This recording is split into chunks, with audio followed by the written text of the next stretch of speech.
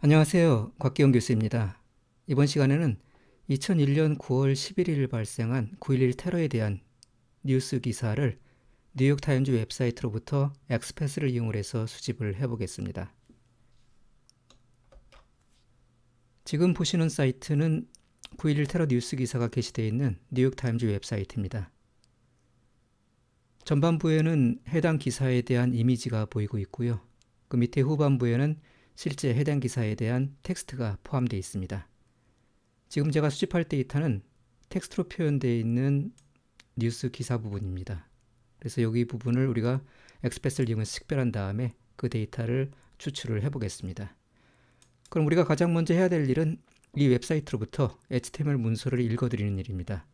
그래서 먼저 이 웹사이트의 주소를 카피를 하신 다음에 R 환경으로 가져와서 저장을 해보겠습니다.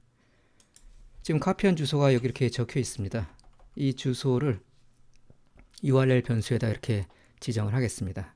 그럼 이렇게 지정된 이 URL 주소로부터 우리가 HTML 문서를 읽어올 수가 있습니다. 웹사이트로부터 HTML 문서를 읽어올 수 있는 함수는 여러 가지가 있는데요. 여기에서는 HTTR 패키지에 포함되어 있는 get 함수를 이용을 하겠습니다.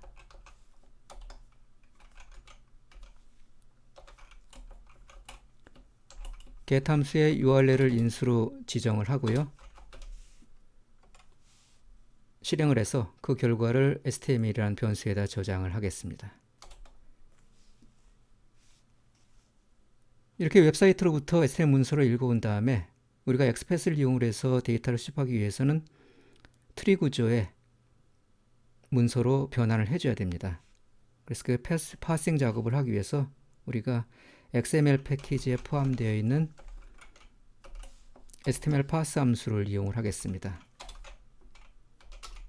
그래서 그 파싱된 결과를 html.parsed 라는 변수에다가 저장을 해 보겠습니다.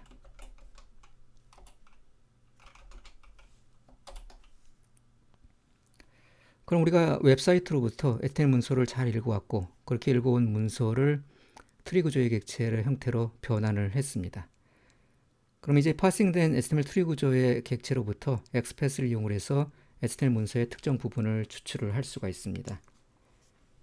엑스패스를 이용하기 위해서는 HTML 문서의 계층 구조를 우리가 정확히 파악을 할 필요가 있습니다. 그래서 웹브라우저의 요소 탐색기를 실행을 해서 웹페이지상의 뉴스 기사 부분과 해당되는 소스 코드를 확인을 해 보겠습니다. 다시 뉴스 기사 웹사이트로 와갔고요. F12키를 눌러갖고 요소 탐색기를 불러옵니다. 자, 우리가 추출하고자 하는 기사는 이 텍스트 부분인데요. 그 부분이 소스 코드로 어떻게 되어 있는지를 한번 보겠습니다. 이 화살표 버튼을 누르고 뉴스 컨텐츠 부분을 우리가 클릭을 하게 되면은 해당 뉴스 기사에 대응되는 소스 코드를 볼 수가 있습니다. 지금 모두 p 태그에 포함되어 있는 걸 볼 수가 있습니다. 모든 뉴스 기사가 문단 단위로 이렇게 p 태그에 포함이 되어 있습니다. 그래서 비교적 간단한 구조를 갖고 있는데요.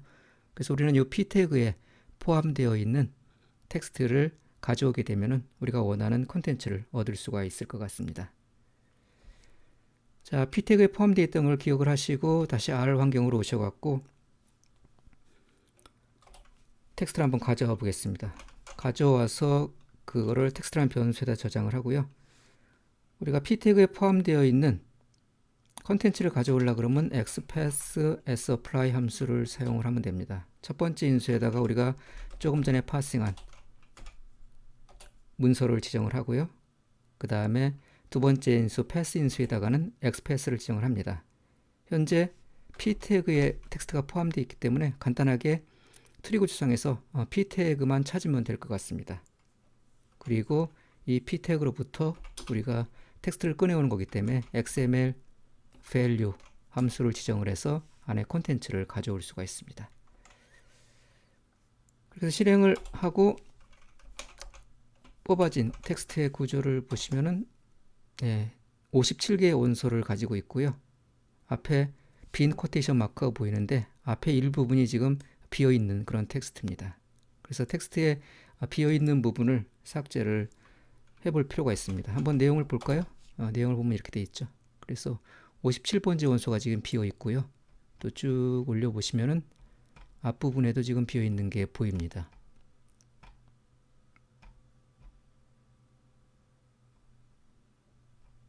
네, 이런 식으로 비어 있죠. 그래서 1번부터 5번까지가 비어 있는 걸 볼 수가 있습니다. 실제 텍스트는 6번 원소부터 56번 원소까지가 포함된 걸 볼 수 있어요. 그래서 비어 있는 부분을 우리가 제외를 하고 실제 그 뉴스 기사가 포함된 문자 벡터만을 추출을 해 보겠습니다. 그래서 그 결과를 다시 텍스트라는 데 저장을 할 거고요. 우리가 벡터 인덱싱을 이용하면 되겠죠. 텍스트에서 비어있지 않은 부분만을 추출을 하게 되면은 우리가 원하는 뉴스 기사가 포함된 문자 벡터만을 추출을 할 수가 있습니다. 그래서 텍스트 내용을 다시 보시면은 이제 빈 거 없이 총 51개의 원소로 구성되어 있는 문자 벡터를 우리가 얻을 수가 있습니다. 그럼 이 51개의 원소로 되어 있는 문자 벡터를 우리가 다 합쳐갖고 문자열들을 결합해서 전체 텍스트를 하나의 단일 문자열로 구성된 단일 원소의 벡터로 변환을 해보겠습니다. 그래서 그 결과를 다시 텍스트란 변수에다 저장을 할 거고요. 문자열을 결합하기 위해서 우리 페이스트 함수를 사용하면 됩니다. 텍스트 벡터에 포함되어 있는 문자열을 페이스트 함수로 모두 결합을 하는데 결합을 할 때 연결되는 구분자로 우리가 이렇게 한 칸의 스페이스를 주겠습니다. 그럼 문자 벡터들이 서로 결합을 할 때 그 결합되는 중간중간에 스페이스 형태로 서로 묶여갖고 하나의 거대한 단일 문자열로 구성된 단일 원소 벡터로 변환이 됩니다. 그래서 변환을 하고 내용물을 다시 한번 확인을 해보시면은 이제는 한 개의 원소로 구성된 문자 벡터가 만들어진 걸 볼 수가 있습니다. 이 전체가 지금 하나의 문자 벡터로 되어 있죠. 그래서 텍스트에는 그 9.11 테러 뉴스 기사가 하나의 원소를 갖는 문자 벡터로 저장된 것을 볼 수가 있습니다. 근데 내용을 좀 가만히 보시면요. 이 텍스트에는 일단 이 끝에 escape n이라고 되어 있죠. \n이 되어 있습니다. 이거는 줄바꿈을 나타내는 escape 시퀀스고요. 그래서 이 줄바꿈을 나타내는 escape 시퀀스를 좀 없애보고 싶고요. 그 다음에 중간중간에 한 칸 이상의 공백들이 좀 포함되어 있는 것이 있습니다. 그래서 그런 것들을 우리가 정규 표현식을 이용을 해서 모두 삭제를 하겠습니다.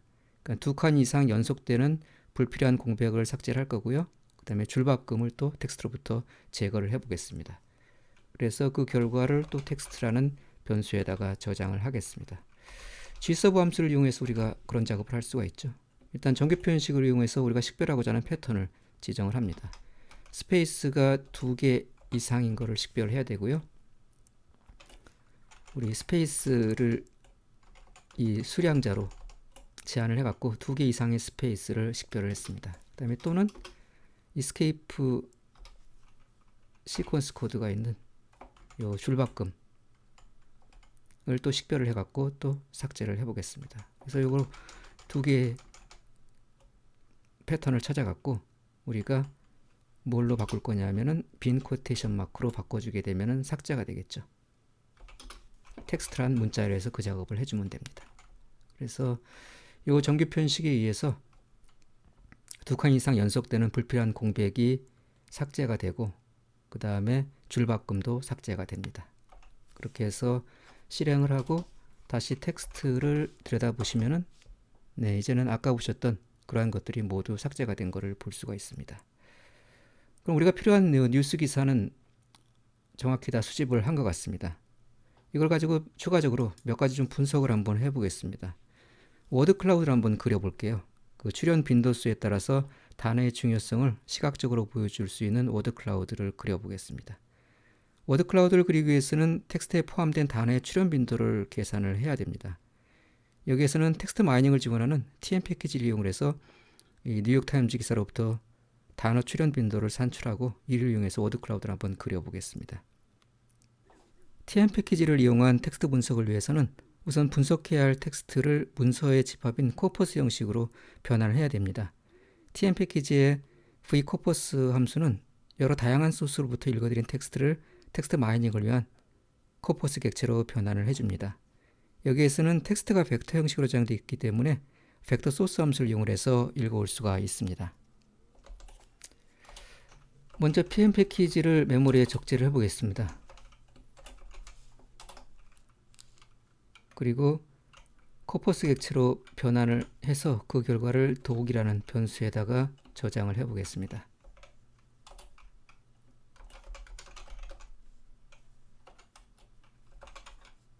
현재 우리의 데이터는 텍스트라는 변수에 저장이 되어 있고 그 변수는 벡터이기 때문에 벡터 소스 함수를 이용해서 읽어드릴 수가 있고요. 그 결과를 vcorpus 함수로 전달을 하게 되면은 코퍼스 객체로 변환이 됩니다. 결과를 확인을 해보시면은 코퍼스 객체로 잘 변환된 것을 볼 수가 있습니다. 현재 우리의 텍스트 데이터는 하나의 원소를 갖는 문자 벡터이기 때문에 지금 다큐먼트는 한 개로 이렇게 표시가 되어 있습니다. 인스펙트 함수를 이용해서 좀 더 자세히 보시면은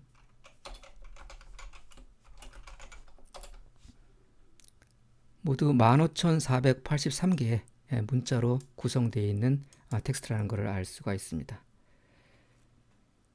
이제 이렇게 코퍼스 객체로 변환한 이 텍스트 데이터를 여러 가지 변환 함수를 이용해서 텍스트 데이터 전처리 작업을 수행을 해 보겠습니다.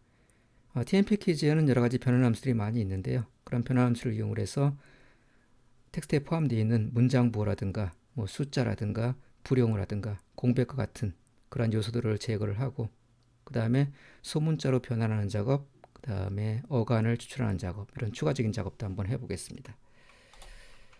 자, 이런 데이터 전처리를 하고 그 결과를 동일한 이름, 독이라는 이름으로 저장을 해보겠습니다. tmMap 함수를 이용해서 우리가 전처리 작업을 수행을 할 수가 있고요. 첫 번째 인수로 코퍼스 객체를 지정을 합니다. 가장 먼저 모든 문자들을 소문자로 바꿔보겠습니다. toRow 함수를 이용해서 우리가 소문자로 바꿀 수가 있는데요. toRow 함수는 tm 패키지에 포함되어 있는 변환 함수가 아니기 때문에 tmMap 함수에서 사용하기 위해서는 컨텐트 트랜스포머라는 함수로 감싸갖고 실행을 해줘야 됩니다. 그래서 이런 식으로 우리가 코드를 만들 수가 있습니다. 그럼 toRow 함수가 텍스트에 적용이 돼서 모든 텍스트가 소문자 형태로 변환이 됩니다. 그 다음에 불용어를 좀 제거를 해 보겠습니다. 이 TM 패키지에는 기본적으로 제공되는 불용어가 물론 있습니다. 그 불용어 이외에 추가적으로 몇 개를 더 넣어 갖고 제가 MyStopWords라는 이름으로 저장을 해서 불용어 사전으로 사용을 하겠습니다. TM 패키지에 포함되어 있는 불용어는 stopwords라는 함수에 포함되어 있고요. 거기에 English를 인수로 지정을 하게 되면 영어로 된 불용어 사전을 우리가 구할 수가 있습니다. 그거에 추가적으로 제게 몇 개의 불용어를 더 추가를 해 보겠습니다. also란 단어 한번 넣어볼 거고요. among 단어도 넣어보고 but이란 단어 넣어보고 몇 개를 쭉 한번 써보겠습니다.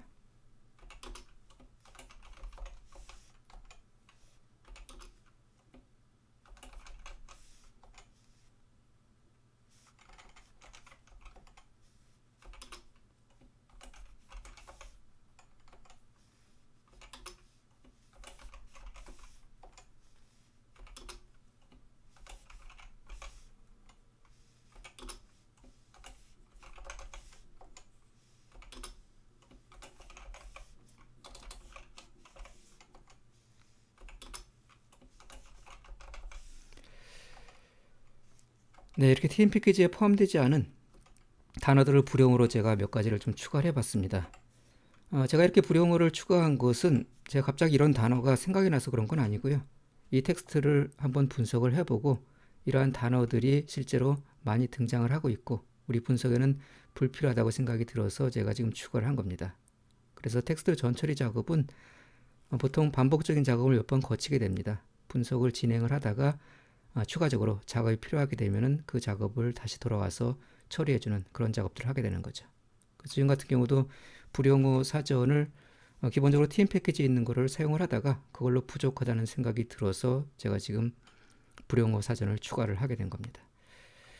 그래서 이 불용어 사전에 추가될 단어는 여러분들의 분석하는 방향에 따라 달라질 수도 있고요. 여러분들의 어떤 목적에 따라서 분명히 다른 단어를 사용할 수도 있습니다. 그래서 필요에 따라서 불용어 사전을 지금처럼 업데이트해서 사용을 해서 전처리 작업을 할 때 우리가 처리를 할 수가 있습니다. 자, 이렇게 불용어 사전을 일단 만들고요. 이거를 이용을 해서 불용어를 제거를 해 보겠습니다. 제거한 코퍼스는 다시 독이란 이름으로 지정을 할 거고요.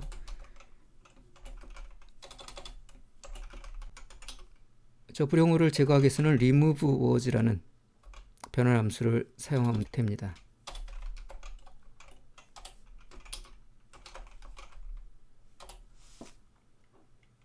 네, 이렇게 해서 불용어를 우리가 제거할 수가 있고요. 그 다음에 이 tm 패키지에 포함되어 있는 여러 가지 변환 함수를 이용해서 문장 부호, 숫자, 공백 이런 것들을 제거를 해 보겠습니다. 먼저 문장 부호를 제거하기 위해서는 remove punctuation 함수를 사용하면 됩니다.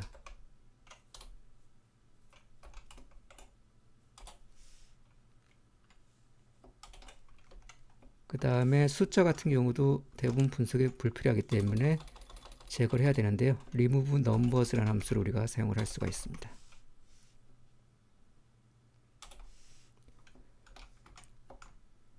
그 다음에 불필요한 공백이 포함되어 있으면 그것도 우리가 삭제를 할 수가 있는데요. strip white space라는 함수를 이용해서 또 삭제를 할 수가 있습니다. 그리고 끝으로 어간 추출 작업을 한번 해보겠습니다. stem document 함수를 이용하게 되면 우리가 어간을 추출할 수가 있습니다. 자, 이렇게 해서 기본적인 전처리 작업을 마쳤습니다. 정제 과정을 마친 비정의 텍스트 데이터를 문서 용어 형렬 형태로 구조화를 해보겠습니다. 그렇게 해서 만들어진 문서 용어 형렬을 DTM이란 이름으로 저장을 해보겠습니다. 다큐먼트 텀 매트릭스 함수를 이용하게 되면은 코퍼스 객체로부터 쉽게 문서 용어 형렬을 생성을 할 수가 있습니다. 결과를 보시면은 한 개의 문서로부터 총 802개의 단어가 잘 추출이 된 것을 볼 수가 있습니다. 인스펙트 함수를 이용하게 되면 좀 더 자세한 내용을 볼 수가 있습니다. 인스펙트 함수에다가 문서 용어 형렬을 지정을 하는데요. 처음 10개만 추출을 해보겠습니다. 네, 처음 10개 단어의 출현 빈도가 지금 나오는 걸 볼 수가 있는데요. 여기는 지금 문서가 하나밖에 없기 때문에 이 하나의 문서에 포함된 이 단어들이 이 전체 텍스트에 포함된 출현 빈도라고 볼 수가 있습니다. 이렇게 행렬 형태로 구조화된 텍스트는 이제 다양한 분석에 활용할 수가 있습니다. 예를 들어서 가장 출현 빈도가 높은 상위 10개 단어를 한번 추출해 보겠습니다. 단어의 출현 빈도를 일단 벡터 형태로 만들 거고요. 그 결과를 term.freq라는 변수에다 저장을 해 보겠습니다.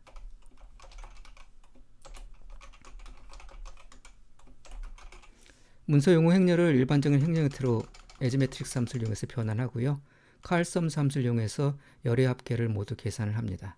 그렇게 해서 그 결과를 term.freq에다 저장하게 되면은 이거는 모든 문서에 걸쳐 나타나는 단어의 출현 빈도가 됩니다. 여기에서는 문서가 하나밖에 없기 때문에 사실은 여기 있는 열에 있는 값을 벡터로 만들어도 그대로 사용할 수가 있습니다만 좀 일반화를 위해서 이런 방식으로 코드를 만들어 봤습니다. 그럼 term.freq라는 변수에는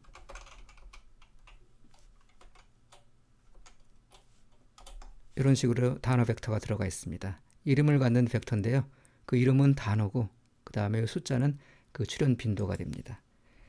자, 이 단어 벡터를 이용을 해서 상위 10개 단어를 한번 추출을 해 보겠습니다. 벡터 인덱싱을 사용하면 쉽게 할 수가 있을 텐데요. 우리가 오더 함수를 이용을 해서 전체 단어의 출현 빈도를 내림차순으로 소팅을 하고 그 중에 앞에 10개를 추출하게 되면은 출현 빈도가 높은 상위 10개의 단어가 됩니다. 그래서 오더 함수를 이용을 해서 먼저 소팅을 해보고요.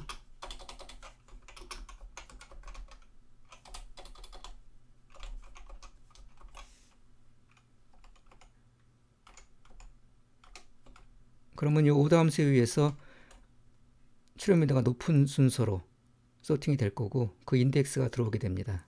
그러면 이 term frequency 벡터에다가 저 인덱스를 주게 되면은 출현 빈도가 높은 순으로 출력이 될 텐데 그 중에서 상위 10개만 이렇게 뽑아 보겠습니다. 네, 그럼 이런 단어들이 현재 그 9.11 테러 기사에 포함되어 있는 단어 중에서 출현빈도가 가장 높은 그러한 단어에 해당이 됩니다. 자, 이렇게 빈번히 출현하는 단어를 워드클라우드로 표현을 해보겠습니다. 워드클라우드는 워드클라우드 패키지에 포함되어 있는 워드클라우드 함수를 이용을 할 수가 있고요. 그래서 먼저 메모리에 적재를 해보겠습니다. 그 다음에 우리가 색깔을 사용을 할 텐데 그 색깔에 사용할 색상 팔레트를 알칼라 브루어 패키지로부터 가져오겠습니다. 그리고 동일한 모습으로 재현하기 위해서 시드 번호를 이렇게 줄 거고요. 그 다음에 우리가 윈도우즈 창을 하나 열어갖고 그 윈도우에다가 워드클라우드를 그려보겠습니다.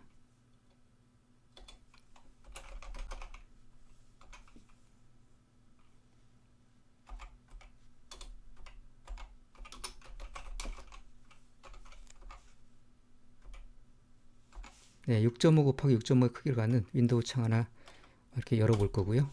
저 열려진 창에다가 지금 워드클라우드를 그릴 예정입니다. 자, 워드클라우드를 그리기 위해서는 워드클라우드 함수를 우리가 호출을 해야 되고요. 두 개의 중요한 인수가 있습니다. 워즈 인수가 있고 그 다음에 프리크 인수가 있는데요. 이 워즈 인수에는 단어를 지정을 하고요. 프리크 인수에는 단어의 출현 빈도를 지정을 합니다. 그래서 단어는 지금 우리가 생성한 term.freq 벡터의 이름이 포함되어 있죠. 그래서 names라는 함수를 이용해서 term.freq 벡터에 포함되어 있는 이름을 추출하면 될 것 같고요. 그 다음에 freq 인수의 단어의 출현 빈도는 그 벡터 자체가 출현 빈도이기 때문에 term.freq라는 단어 벡터를 지정을 하면 됩니다.